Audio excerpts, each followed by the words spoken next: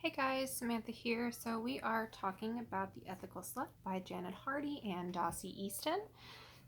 This little video is going to be about probably my favorite topic in the entire book, and that is jealousy and how to deal with it. If you have the third edition updated and revised in paperback, this is page 135 through page 157, chapter 15. So this section talks about jealousy. What is it?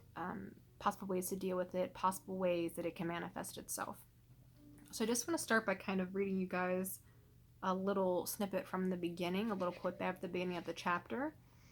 So here goes. Let jealousy be your teacher.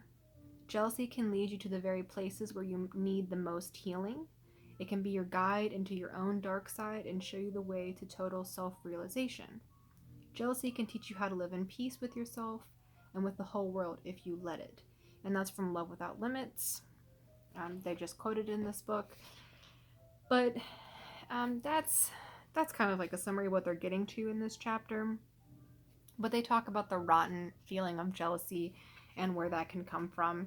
That jealousy can be something that comes out of grief, out of loss, something that you learned from the starvation economics of love that you grew up with, maybe a possessive trait that you developed over time. It can come from a variety of sources. I'm sure you know that. So, one of the lines in here, jealousy is often a mask worn by the most difficult inner conflicts you have going on right now, I think is a really important insight into kind of what jealousy actually is. So, let's say that you are in a polyamorous relationship, just for example, and a hierarchical one. That's the one I'm most familiar with. That's what I use most for my examples. Let's say that your primary partner has a girlfriend, a secondary partner, a lover, and you're very jealous of the time they spend together. Maybe it makes you feel insecure about your relationship.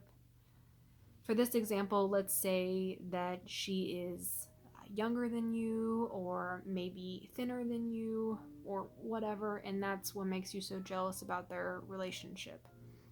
That might be due to an inner conflict that you have about accepting your age, possibly about your body type, something that you can bring back to yourself.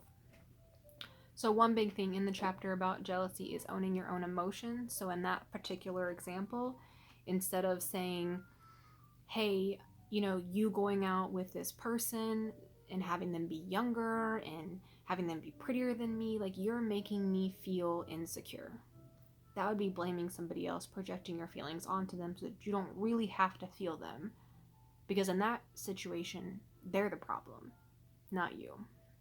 So an example of owning your feelings would be saying, I'm feeling very insecure. I'm trying to work on how I compare myself to others when it comes to age and when it comes to body type, and I could really use your help with that.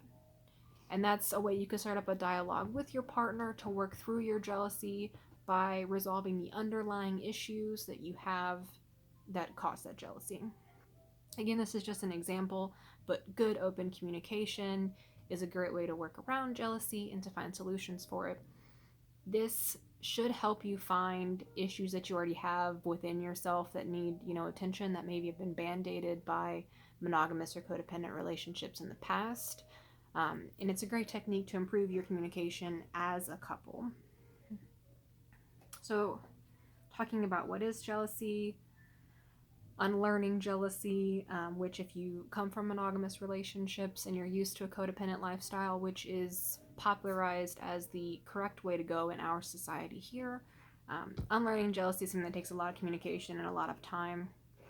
It's something that I found if you start off with more stringent guidelines when you open up, let's say a close relationship you're opening up, and you gradually expand those guidelines out to be more vague, less specific, or maybe get rid of some altogether, it's a nice way to work through some of your jealousy issues a little bit at a time. Some people don't agree with that. That's just something that I have found. Feel your feelings. I think there's one more part in this chapter. A really important part of dealing with jealousy is your partner's communication with you. So they have to have a commitment, obviously, to listen to the way that you feel and to sympathize with those and validate your feelings.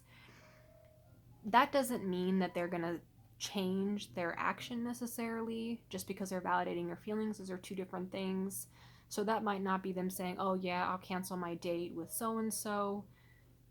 That is changing their action. To validate your feelings, they just need to say, hey, I understand that you feel this way. I respect that. Let's work through it together. So, one thing to remember when you're working through jealousy, the other person giving up the parts of their life that made you jealous is not going to fix the issue. That does not help work with your own jealousy. All that does is band-aid it. It will come up again later. It'll rear its ugly head in some other way.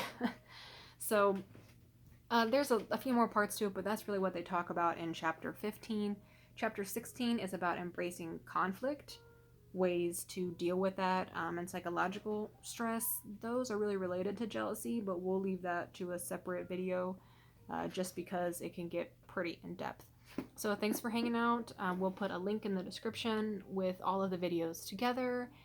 And yeah, we'll talk a little bit more about The Ethical Slut with Janet Hardy and Dossie Easton. Thanks.